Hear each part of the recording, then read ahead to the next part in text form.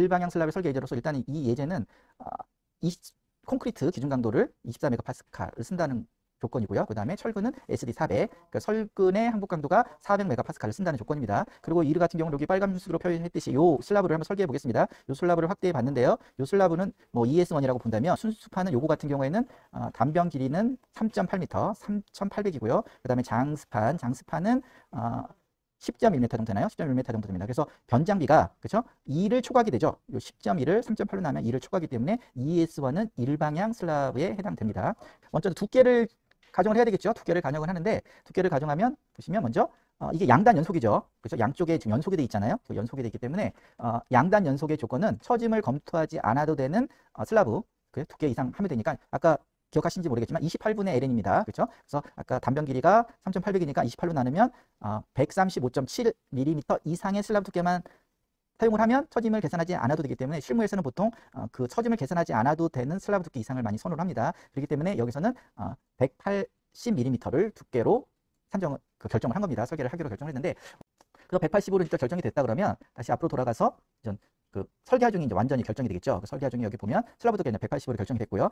5.22가 나오죠. 데드로드 합이. 그다음에 라이브로드는 용도상 6kN 제곱미터로 용도상 이 정도는 나와야 된다고, 요걸 용도에 맞춰서 선정을 하면 되고요. 그래서 데드로드는 5.2, 라이브로드는 6.0으로 선정을 된 거고요.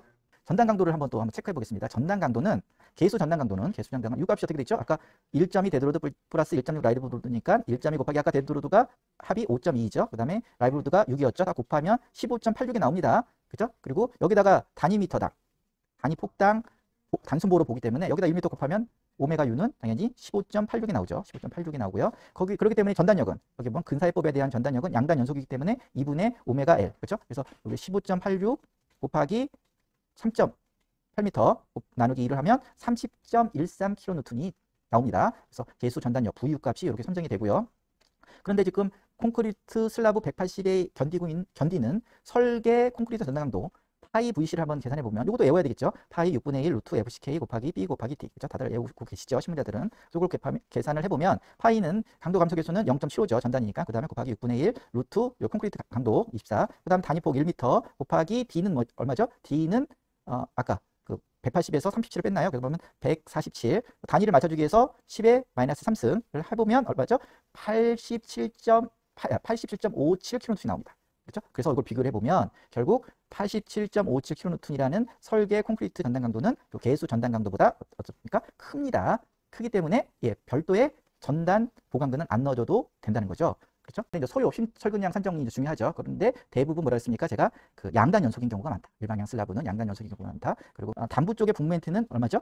근사해법으로 그러면 마이너스 11분의 오메가 L의 제곱이 되고요. 그 다음에 정모멘트는 16분의 오메가 L의 제곱이 되겠죠. 이걸 기억해 주시면 되고요. 그러다 보면 북모멘트는 본 경우에 보면 11분의 아까 오메가 6가 얼마라고 그랬죠? 15.86이라고 그랬죠? 여기다 곱하기 그 순수판 3.8을 곱하면 마이너스 20.85kNm에 대한 소요 휨 모멘트가 나옵니다. 크기가 요거에 맞춰서 설계를 하면 되는 거예요. 설근량을 배치를 하면 되고, 그 다음에 정모멘트 하부근이죠. 하부근 중안부 하부근은 16분의 오메가 L의 제곱이니까 16분의 이것도 마찬가지로 15.86 곱하기 3.8의 제곱을 하면 14.31 그죠? 킬로뉴턴 미터 단위 미터당 이 정도의 소요 휨 모멘트가 구해줄 수 있습니다. 그 요거에 의해서 우리는 배근을 하게 됩니다.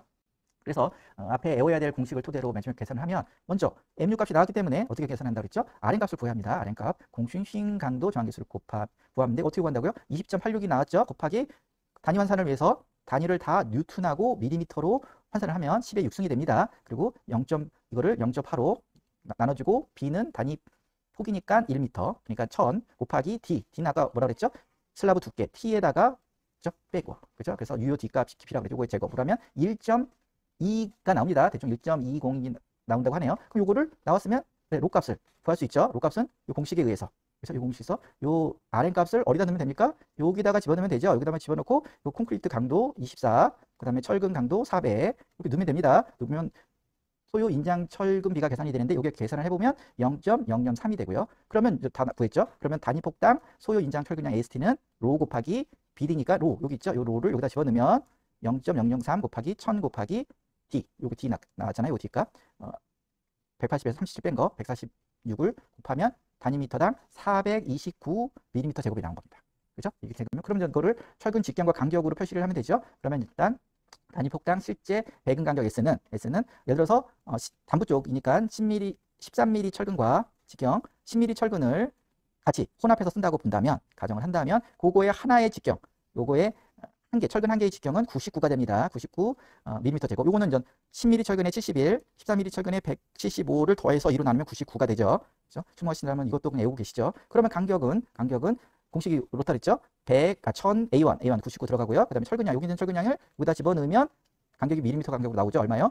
123.8mm가 나옵니다. 근데 보통 우리가 실무에서는 이렇게 나오더라도 5cm 단위로 많이 쓰기 때문에, 그러니까 결국은 두 개를 10mm 철근과 13mm 철근을 혼용해서 쓸 경우는 200 간격으로 배근하면 되겠죠. 그래서 어떻게 사용합니까? 실제로 13mm 철근과 10mm 철근을 같이 사용하는데 어떻게? 골뱅이 간격 200mm 간격으로 쓴다. 그래서 이렇게 결론을 내는 거죠.